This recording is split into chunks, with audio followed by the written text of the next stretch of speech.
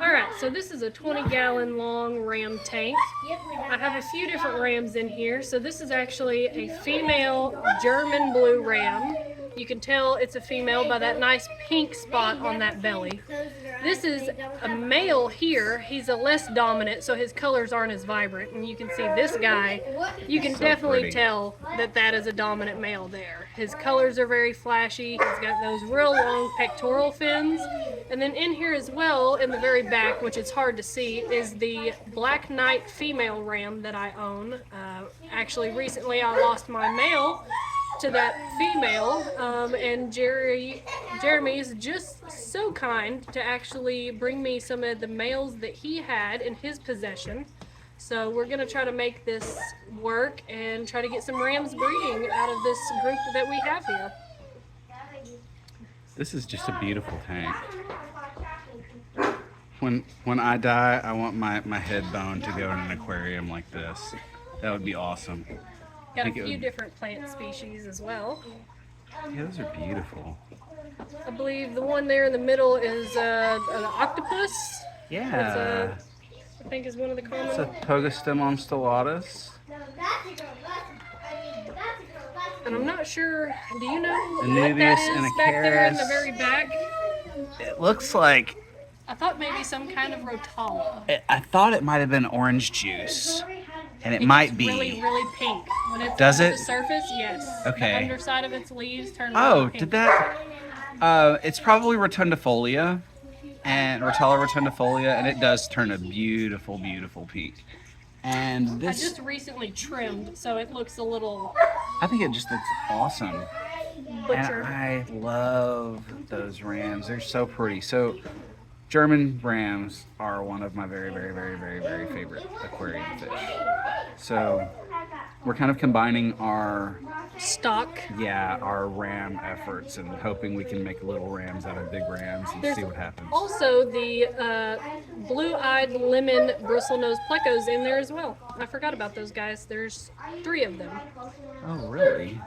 There was one just on the back in this corner. Let me see if I can. We're peeking. We're peeking. There's kind of Your Brock. Do you have lemurs? You do have a fantastic zoo.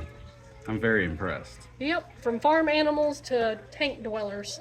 We made a short of the chickens outside just a moment ago. I'll end up loading those in a little while. For anybody that's interested, they are Colombian Wyandottes.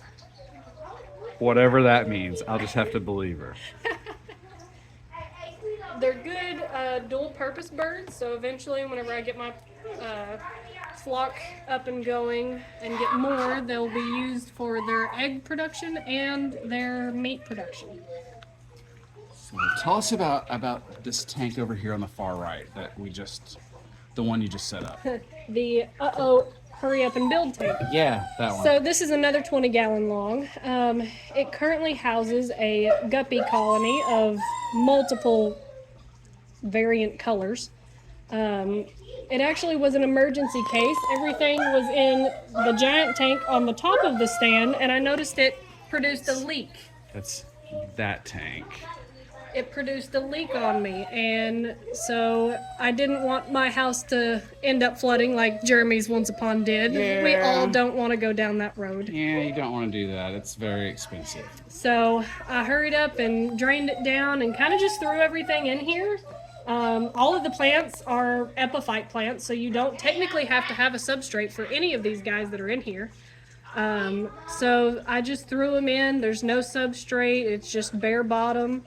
And it honestly looks great. Some people actually prefer this and, just throw it in there because you don't really have to worry about substrate nutrients. Yeah. Sorry about the dogs. They're loud and obnoxious. We like aminals. Tell us about the nano tank up here. All right, so this is, I believe, a 5.5-gallon cube. I think you're right. It has some epiphytes in there. It's got some Anubias. And it also, I'm trying to get the dwarf hairgrass carpet going, but I have found dwarf hairgrass to be quite complicated. I've heard that it likes a lot more CO2 than most plants, but this is a no CO2 tank. It's a rat. And The main gosh. starfish that are in there. Oh, that is my rat Meadow. It's cute. I told him that She is a domesticated house rat, if you will. So she is super sweet. Hey. Oh my gosh. She's kind of Oh my like gosh. if you've ever watched the Pixar movie Ratatouille. She's my little Remy. Totally. Oh my gosh. Hi, little friend. Hello. Oh my She's gosh. super soft. Give her a pet. You pet her just like a dog. Oh my gosh, that's so awesome. I also have a ferret, if you want to see that too. Yeah, you're so cool. So, Hello. I smell like food and garlic. Sorry. Vampires beware. My dad already told me I'm garlicky smelling. so yeah, back to the tank. This tank actually, the starfish that I house in there, which are kind of hard to see, are scarlet battets. They are a species of cichlid and they stay under an inch. So they're very, very small. It's right there if you can see it. Oh, Meadow's going to investigate. I have 3 in there. There's 2 males and 1 female. Zooming out. They get a very bright, vibrant orange with almost a pearlescent blue striping. So they're really, really pretty. The females are just a brown, not very fancy, but the males are very pretty. What are these ferns? So this one, I cannot remember what the lady told me they were. This one is a rabbit's foot fern. So you can kind of see it produces these little hairy roots, and that's where it gets its name because it looks like a rabbit's foot. So tell us about the ferret now. Sarah, bring him here. So what's his name? Oh. Pablo. Very cool. So cool. Can I get a pet ferret? You can get a pet whatever you Let me want. see Meadow. Take Meadow and you'll put her up. So this is Pabu. He is, I think, about to turn 1 year old. He got his name. I'm huge into like watching Avatar: The Last Airbender. And so there's a second series to that called The Legend of Korra.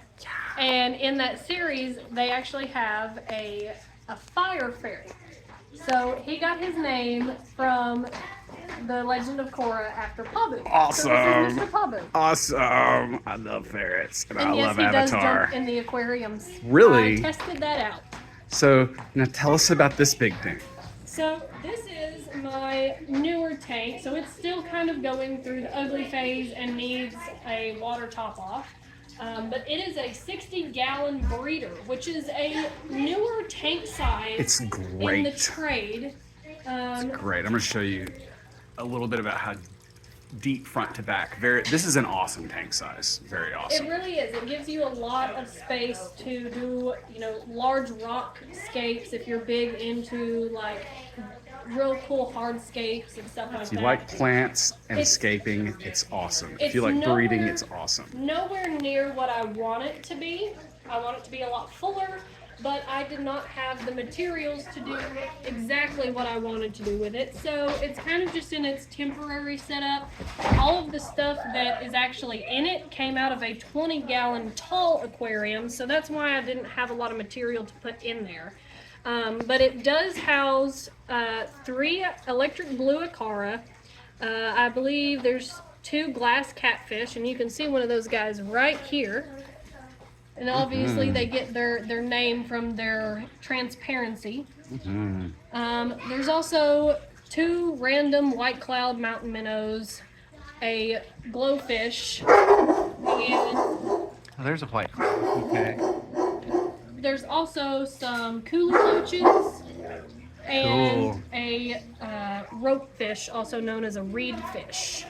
Nice. And That's an awesome tank. the reed fish doesn't really come out a lot, so I doubt we'll be able to get her on camera, but she's about 8 inches long and maybe a little bit bigger than a pencil in diameter. So cool.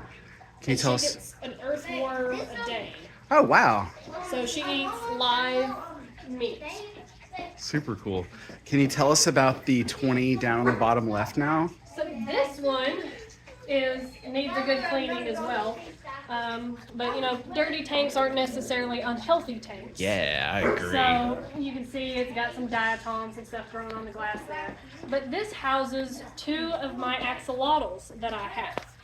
And they're back over here in this corner. They are both females. So with axolotls, you don't want to house male and female together because they will breed. But these guys, they're both females, and this one here is an albino GFP. So the GFP is green fluorescent protein, and it causes them to glow a very highlighter yellowy green under a blue light. And then the one behind the albino is a leucistic GFP. So she appears a lot more white, but still glows that neon green under the blue light.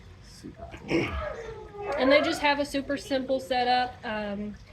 They like cold water, so no heaters, nothing like that. Their water needs to stay below 68 degrees. And they eat live earthworms as well. And as long as you can provide them with good, clean water and cold water, they thrive. Where So- is the bathroom? It's that door right there. Sarah, go put Pabu up for me. So, So, Axie Infinity, rock on. and there's more axolotls over here as well. So I breed them. So there's a few of the babies in there. It's kind of hard to see. There's one hiding. You can kind of see over here. If you come over here, you can see one. So right there, you can see his little face. That is a GFP as well, but it is a wild type. So it's got its natural coloration, but it slightly glows under the blue light. It's just a lot harder to see because they are a darker pigmented animal. But Way so that's cool. just their little setup there. Let's see if I can peek from the backside, maybe. Maybe. Oh yeah, good shot. There's 3 of them in there. They're just all kind of hiding at the moment. Way cool. Way cool. Thanks for letting me record in here. Yeah, no problem. Love it. There's one of the actual lemon bristlenose back there as well. I'll put 2 Nice. in this tank. And the coolies. So Amanda has been on the admin staff of the Arkansas Planet Aquarium Club for a couple of years, I guess now, and helps with the art and the organization and swaps, and has been a staffer at local fish stores here in Arkansas. Just rocks. And super cool. So we're about at the 13-minute mark, so I'm going to give it a cut. Thanks for watching. As always, give me a like, subscribe, Customers. binging.